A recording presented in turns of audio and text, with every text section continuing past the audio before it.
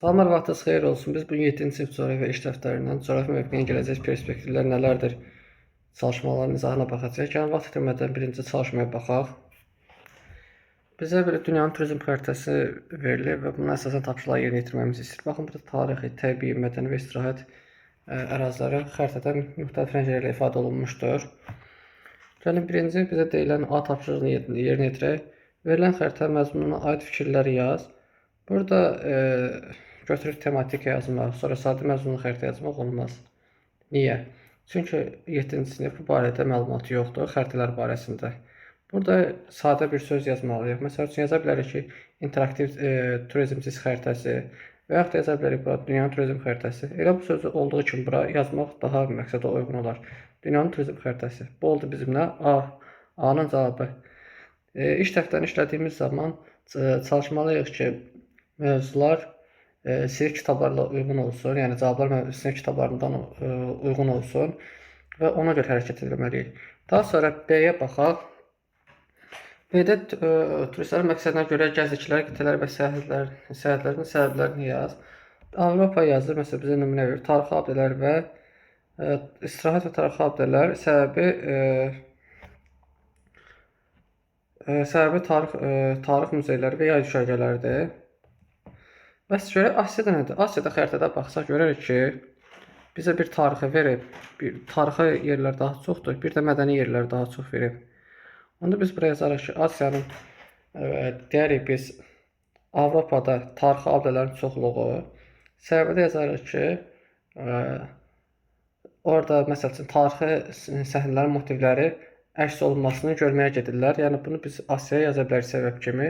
Həmçinin Asiyanın zəngin mədəniyyətini də bura səbəb kimi yazmaq olar.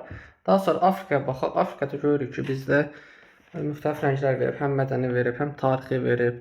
Daha sonra təbii daha çox verib. Ən çox bizə verilən burada mədəni və tarix təbiidir. Afrikada yazarıq ki, insanlar Afrikaya niyə gedər? Vəhşi təbiətini görmək üçün. Daha sonra qədim şəhər xarabalıqlarını görmək üçün, məsəl üçün Misirdəki Misir ehramlarını, sonra Tunisdəki ərazilər görmək üçün gedə bilərlər. Bunun səbəb kimi də yaza bilərik ki, insanlar bu oldu Afrikanın dediyi ki, vəhşi təbiətini görmək və tarixi abidələrini gəzmək. Səbəbi də olacaq ki, insanlar vəhşi təbiətlə iç-içə olmaq, həmçinin tarixi səhnələri görməyə gedirlər. Bu olacaq bizdə nə? Afrikanın cavabı. Daha sonra Şimal Amerika gəlir. Şimal Amerikada baxın görürük ki, bizə nə verib? Təbii daha çox verib. Bir də istirahəti verib. Biz buraya yazarıq ki, təbiiyə. Şimal Amerikanın füsunkar gözəlliyi, məsəl üçün Arktik buzlaqlarını biz şimal qütbünə yaxın yerləşməsi, buzlaqları görməyə gedə bilərlər. Məsəl üçün oradakı böyük gölləri görə bilərlər. Yəni bu da olacaq nə? Həmçinin böyük kanyonu görə bilərlər. Bəs səbəb nə yaza bilərik? Səbəb Şimal Amerika füsunkar gözəlliyi və istirahət obyektlərinin daha əlçatan olması. Daha sonra Cənubi Amerikaya baxaq. Cənubi Amerikada da görürük ki, təbii daha çox verilib və nisbətən də istirahət zonaları qeyd olunub. Şimal hissələrdə də tarixi ərazilər öz əksini tapmışdır. Cənubi Amerikada biz qeyd edərik ki, insanlar oraya gedib nəyə görürlər? Təbii ki, gedib görürlər Amazon meşələrini, sonra oradakı qəbili həyatlarını gedib görə bilərlər. Bəs səbəbi nə ola bilər? İnsanlar təbiətlə iç-içə olmağı, daha sonra ibtidai yaşamı daha yaxından görmək üçün, yəni Cənubi Amerikaya gedə bilərlər. Sonra Avstraliyaya baxır. Avstraliyada görürük ki, istirahət zonası verib və burada nə ola bilər? Yəni turizm xidmətlərinin keyfiyyətinin yüksək olmasını biz bura misal çəkə bilərik. Həmçinin Avstraliyada görməli yerlərini, füsunkar təbiətini bura biz xüsusi qeyd edə bilərik ki, turistlər həmin ərazilər görməyə gedirlər. Daha sonra baxaq. C tapşırığına baxaq. Xəritədə turistlərin səyahətə çıxma məqsədlərini, coğrafi mövqeyi ilə əlaqələrini izah et. Gəlin izah eləyək. Bizə belə tarixi verib, sonra təbii, mədəni, istirahət verib. Gəlin tarixə baxaq. Tarixdə qeyd yazıb ki, tarix bu insana hər zaman əlverişli təbii şəraitə malik bitki, heyvanlara, zəngin ərazilərdə məskunlaşmışlar. Belə ərazilər coğrafi mövqeyi müasir dövrdə turistlərin köhnə dünya kimi diqqətini cəlb edir. Bu oldu nə tarixi. Dedik təbii ərazilər zamanla təbii komponentlər bir-birlə qarşılıqlı əlaqəsi nəticəsində harmonik şəkildə təbii ərazilər bir-birlə vəhdət təşkil edir. Bu da təbii ərazilərin gözəlliyinə gətirib çıxardır. Bu ərazilər insanların daim maraqlarına səbəb olmuşdur.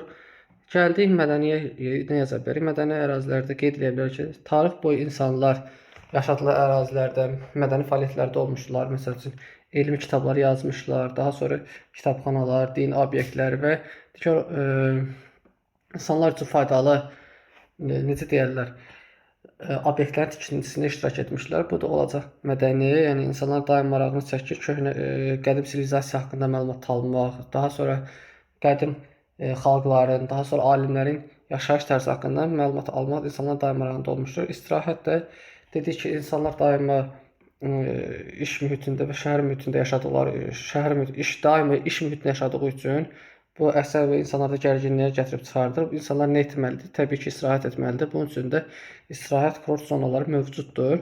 Daha sonra ikinci tapşırığa baxaq. İkinci tapşırıqda bizə deyir ki, yaşadığınız ərazidə mövcud parkın çiz xəritəsinin mərhələləri tərtib et.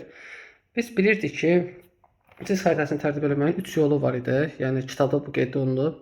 Birinci, biz park haqqında məlumatlar toplamalıyıq. Biz park haqqında nə məlumatlar toplaya bilərik? Ayrı foto şəkillər, sonra peyk şəkilləri, internetdən əldə elədiyimiz şəkillər, daha sonra özümüzün çəkdiyi şəkillər, quş baxışı çəkdiyimiz şəkilləri biz bura toplaya bilərik. Daha sonra biz həmin şəkilləri nə etməliyik? Counter avadanlığında, Counterdə CIS proqramlarına daxil edib, həmin proqramda, yəni CIS proqramında layları, hər bir layı öz ayrıcalığında işləmək lazımdır. Məsəl üçün, binalara ayrıca, bitkilərə ayrıca, daha sonra parkdakı təbii obyektlər, insan fəaliyyəti nəticəsində yaranan obyektlər ayrıca işləmək lazımdır. Daha sonra sonda isə olacaq interaktiv xəritəmiz hazır olacaq və biz bunu məqsədimizə görə istifadə edə bilərik. Yəni, parkdakı ərazilərin, parkdakı yaşılların ərazilərinə görə, daha sonra qeyd edə bilərik, parkda istirahət zonalarının çoxluğuna görə və digər səbəblər üçün də biz bunu istifadə edə bilərik. Daha sonra əldə edilən məlumatlar əsasında CIS laylarını çək, onlara adlar ver. Mən çəkməyəcəm, mən deyəcəm və siz özünüz onu çəkərsiniz. Birinci interaktiv xəritə gələcək. Yəni kitabda bu nümunəsi verilib. İnteraktiv xəritə, daha sonra gələcək parkın sərhədləri, daha sonra gələcək binalar, sonra gələcək onun relyefi, sonra torpaq örtüyü, axırda da yollar gələcək. Yəni, bu oldu onun interaktiv xəritəsi. Onun layları daha doğrusu. Yəni, bir də qeyd edirəm. Oldu bizdə birinci interaktiv xəritə, ikinci oldu sərhədləri, üçüncü olacaq bizdə binalar. İstəsəz siz binaları yeni bitkiləri də əlavə edə bilərsiniz və ya da su obyektləri də əlavə edə bilərsiniz. Bu sizin öz seçiminizdən asılıdır. Yəni, siz xəritəni necə tərtib eləmək istəyirsiniz.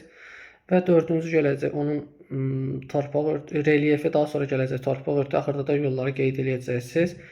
Yəni, tapşırığımızın cavabları bu qədər. Videonu izlədiyiniz üçün təşəkkür edirəm. Kanala abunə olmağı unutmayın. Bu qədər. Təşəkkürlər.